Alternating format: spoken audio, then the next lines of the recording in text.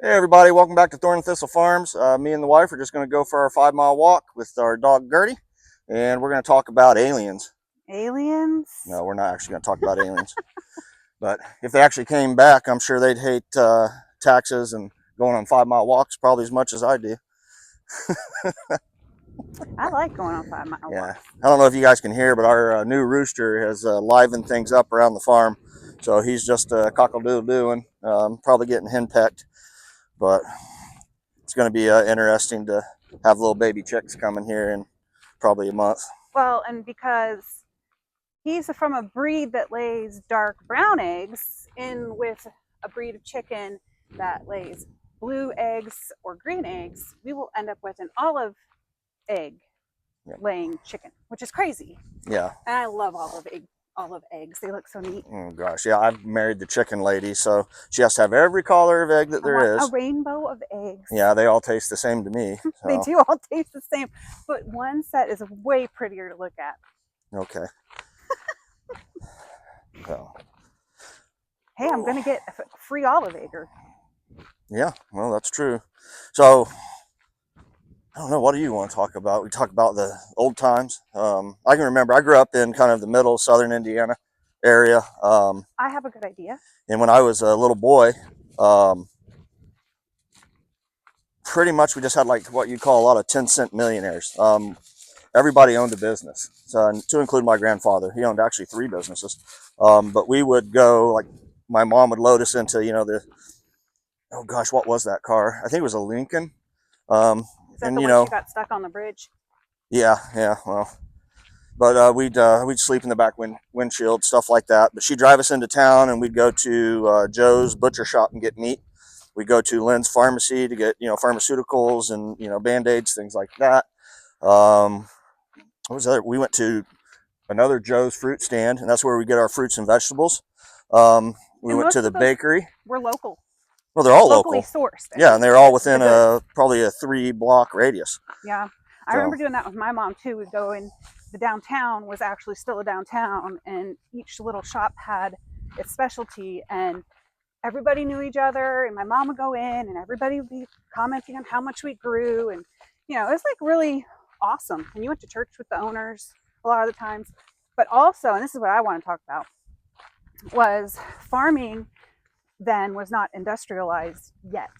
That happened when we were kids. that was what, 1980s, It was right? the 80s when, Yeah. for us, because we were in kind of the epicenter of it, we grew up in the Corn Belt, Purdue partnered with Monsanto and started planting fields of experimental corn. We lived through this. This happened to our friends and families, and they had been planting heirloom seeds, which of course, they'd go out with the manure truck in the spring and dump cow poop or pig manure that had been, kind of watered down on their field, and then they'd plant, and then they have to spray pesticides like Roundup on the corn, but it wasn't yet genetically modified. It was heritage seeds. But Monsanto would plant a field next to a farmer's private field, a field owned by Purdue, and then they would claim cross pollination with their copywritten GMO seed to claim that that farmer's corn belonged to them and take his entire yield unless he signed on with them. And Yeah. if he signed on with them and became basically like a contractor for them, then he could keep his farm. Then Farm Aid started. Well, I guess it had already been going on, but a lot of farmers started getting out of the farming business and selling their fields, and it just sort of industrialized the entire process. Walmart happened. I mean, this all happened kind of at the same time. And so the little world that we grew up in as little kids had disappeared by the time that we were teenagers. It was gone. It took maybe 10 years. It was gone. Yeah, generational farming is pretty much dead. I mean, there's been a kind of renaissance of it here in the last couple of years. I Mm-hmm. think COVID kind of did everybody in, and they kind of wanted to get back to their roots because it's like, well, I guess if we can't trust the government, can't trust big ag anymore. Well, and all those big chain stores like Walmart, they had so much control because they had all these franchises and they could control whether they were open or not. Whereas it was the little mom and pop shops that were fighting all those rules and regulations and Right. getting cited. And food was no longer taken from the fields. You know, it's like we do a lot of eggs here. You know, I can't take my eggs into Joe's fruit stand or to the local grocery store and, you know, really sell my eggs.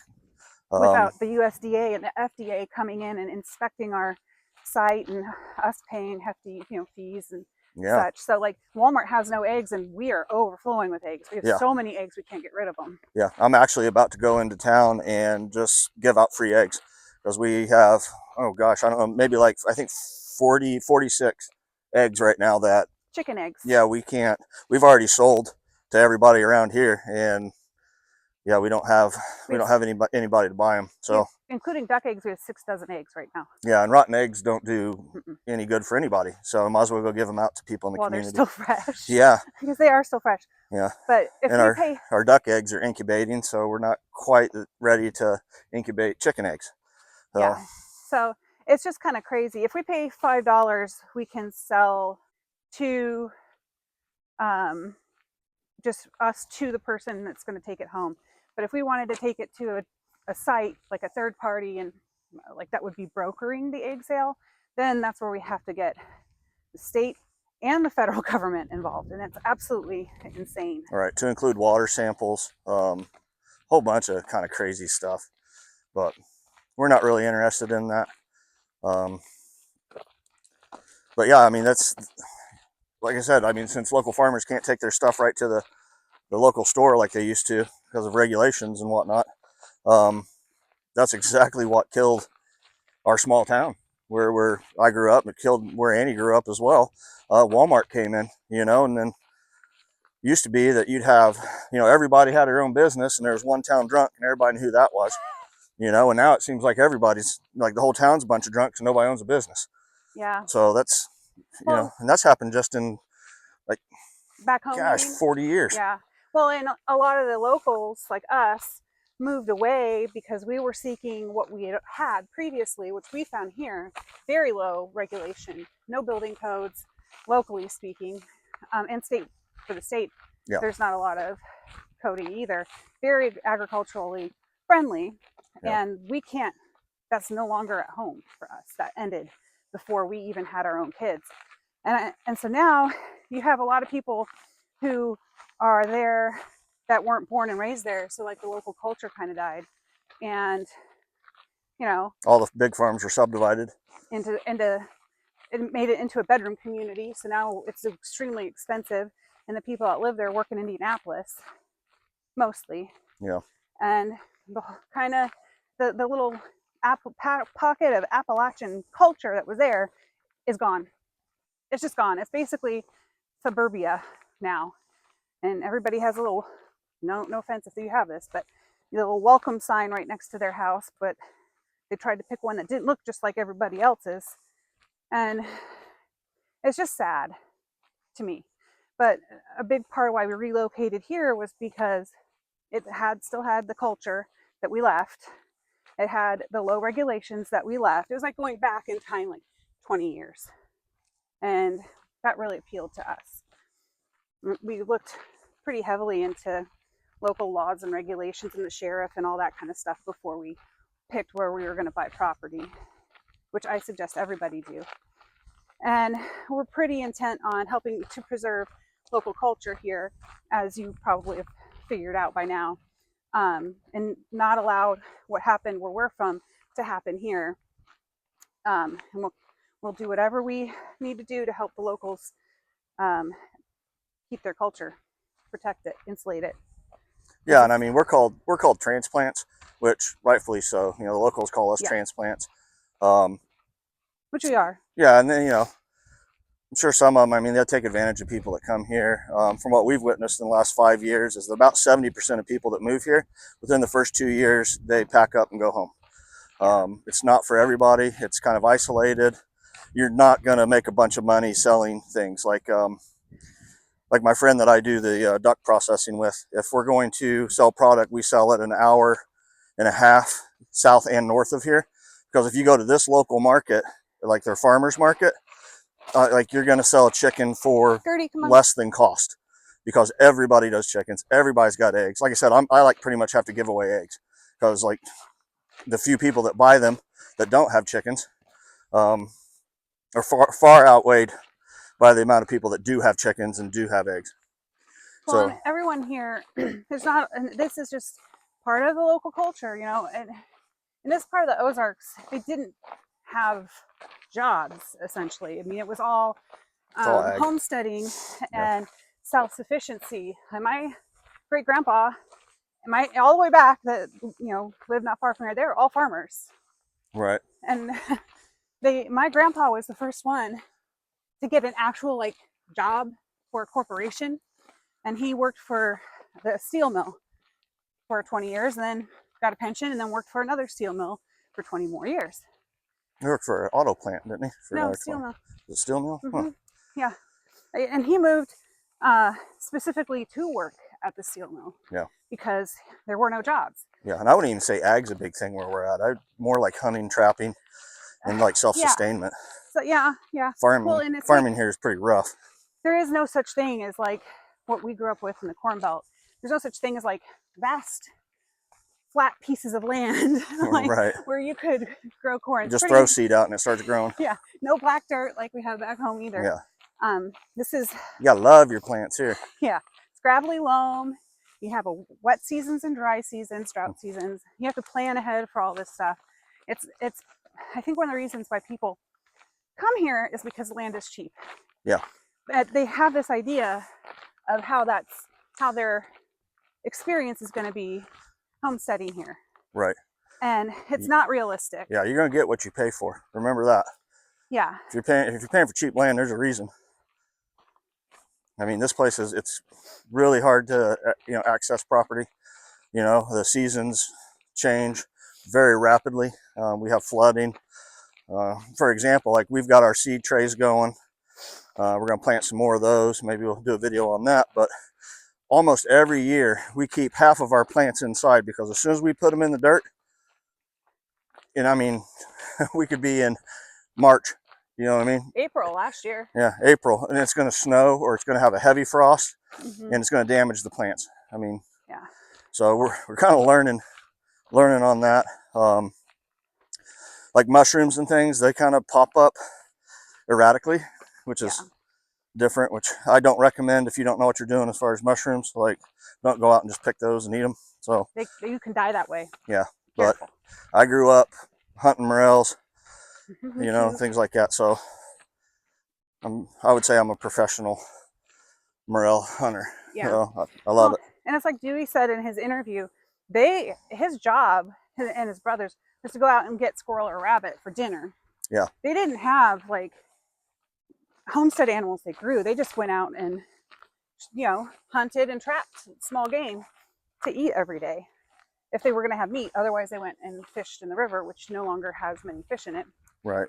And I think that probably a lot of that is because of how hard it is to grow feed for animals here. Yeah. Like it's really hard to grow corn. Yeah, we tried to grow corn just to see as an experiment. Even with watering it every day during the drought season, the soil is so bad. It's gravelly loam. Doesn't have a whole lot of nutrients in it. Yeah. Low nitrogen. So you're not gonna get nitrogen heavy crops like corn. Yeah, history's spoken too, because like this is Dust Bowl area, like during the Great Dust Bowl. Yeah, we're just east of. That's why a lot of people left the Ozarks, was because of the Dust Bowl. And we even have we are reconditioning our hay because we have what they call Dust Bowl hay, which the government a long time ago came in and they would basically build you a pond on your property, and we have one of those that the government built for free, and they would plant seed in your field as a cover crop. Yeah, and it's not a good hay. Yeah. So it's not very high in nutrition. Nutrients, and that's because the soil isn't going to grow hay like that unless you heavily fertilize it with industrial fertilizers or recondition it in a more organic process, which is what we're doing, because we're kind of nerdy like that. Right. That's what our sheep will be doing. That's what our pigs did.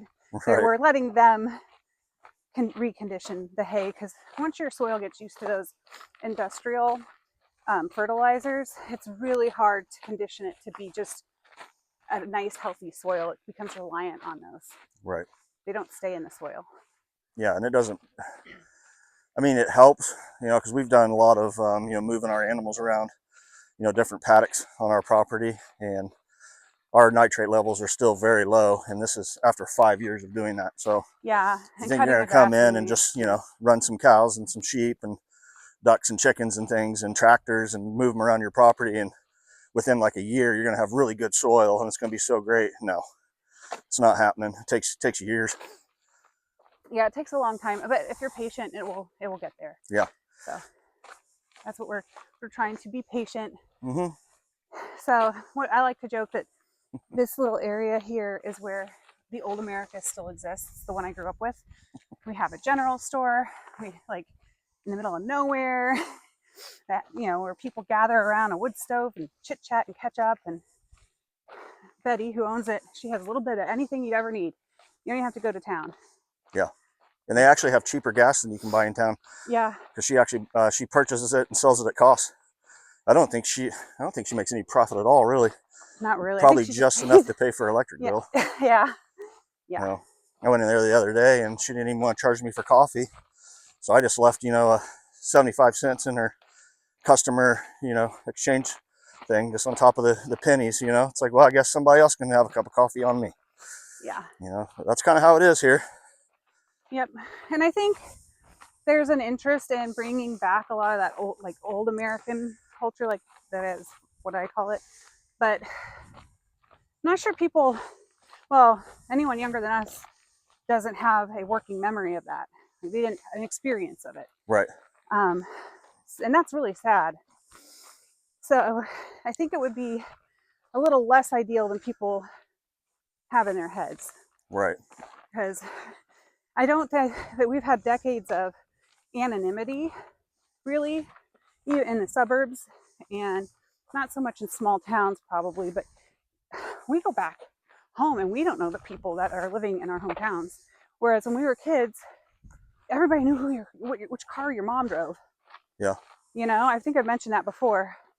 Everybody knew all of your business. You're always getting tattled on. You're always getting tattled on. Yeah, it's like that here still. Yeah. To bring that back is to bring back nosiness. Being in each other's business. That's a big part of it, and because that permits accountability. Right. If you know everybody's going to know everything about you, you're going to behave a little bit differently. You're not going to go in the grocery store and be a Karen to the teller because she made a mistake or you didn't get your way, because you know her mom, or you know her, or you know her kids, and it's going to make you look like a jerk, and everybody in town's going to know about it. Yeah. That's that part of our social fabric has been lost, I think. And I think COVID kind of made people miss that human contact. Yeah, I would agree. It may not have been so easy to pull all that crap on us if we were nosier and more into each other's business. Yeah, and I think even cities were a little more, civil at that time. And we've lived in Chicago. And oh gosh, that was 20 some years ago. But we've been back to there once, and that's a totally different place. It's a different city now. Yeah, but I think a lot of these farmers, like when they're kids, they would move to cities to, try to make some money and, get education and have some life experience. And so I think it was a little more civil in the cities. Now, from what I noticed, it's like you could literally take all your clothes off, roll around the sidewalk howling, and nobody even ask you what's going on or call the police or anything. Yeah, absolutely nothing. Completely don't care what you're doing. Yeah. And I think you see instances of that, like the poor lady in New York that got gas poured on her and lit on fire. It's like the cop just walked right past her. Yeah, a cop walked right by her. It's like, you gotta be kidding me. That's a human being. Right. How can you not wonder if she's okay or have any empathy? But it doesn't make sense out around these parts. No. I mean, we're always helping people. And nosiness, if it comes from a place of empathy, is actually pretty beautiful, because it means that you're respecting the dignity of another person. Right. You see their humanity, and you want to make sure they're okay. You want to make sure that they're fed, you know, all those things. One thing my dad did with us that I remember vividly was we did Meals on Wheels. When I was really young, I don't want this to wreck our car. When I was really young, we didn't have a lot. And one thing my dad did was take me with him to do Meals on Wheels to show me how I did have a lot. You know, there were people with so much less than what I had, even though I had less than, you know, a lot of my classmates or whatever. And I had to swear secrecy because it's a little town. I couldn't say who got the meals. And I was probably 7 or 8, I think. So old enough to tattle. But I kept the secret and I never told anybody who got those meals. And to this day, sorry, but I still get emotional because one of my classmates that everybody was mean to,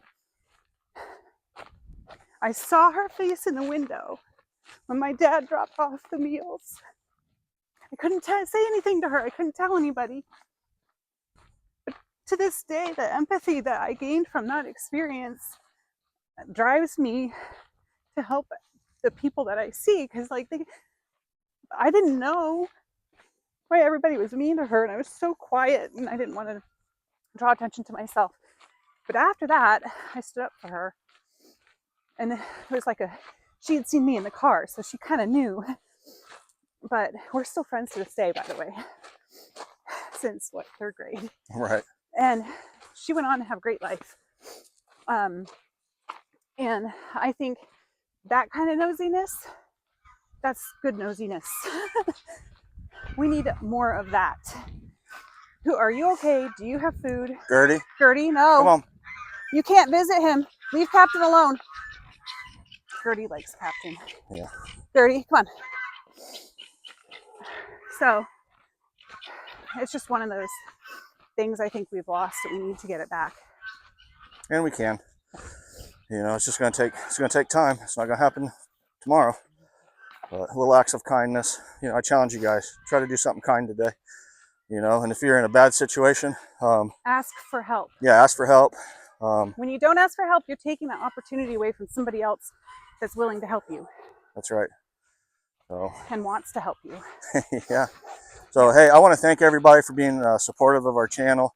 We're just kind of winging it, doing walk and talks. I tell some inappropriate jokes here and there in my shorts. Come on, Gertie. Come on. You know, Andy does like little tutorials, things like that. So please comment, like and subscribe, and be smart, stay safe, and don't let the thorn thistle keep you down.